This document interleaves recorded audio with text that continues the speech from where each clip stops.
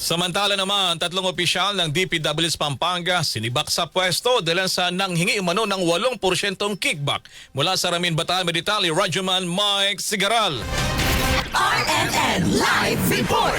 Tinanggal sa kanilang pwesto ang tatlong opisyal ng Department of Public Works and Highways o DPWH Pampanga 2nd District Engineering Office matapos i-relieve ni DPWH Secretary Vince Dizon. Ang aksyon ay kaugnay ng umano'y tangkang pangingikil at paghingi ng hanggang 8% kickback mula sa mga proyekto ng ahensya. Ayon sa DPWH, agad na inilunsad ang investigasyon upang matukoy ang pananagutan ng mga sangkot at mapanagot ang sinumang mapapatunayang lumabag sa patakaran. Tiniyak din ng kagawaran na paigtingin ang pagbabantay upang mapanatili ang integridad at transparency sa mga proyekto sa lalawigan. Patuloy namang magbibigay ng update ang DPWH hinggil sa resulta ng investigasyon at sa mga susunod pang hakbang laban sa mga opisyal na masasangkot sa issue. Kasama mo sa Central Luzon, Radyoman Mike Sigaral, Tatak, RMN.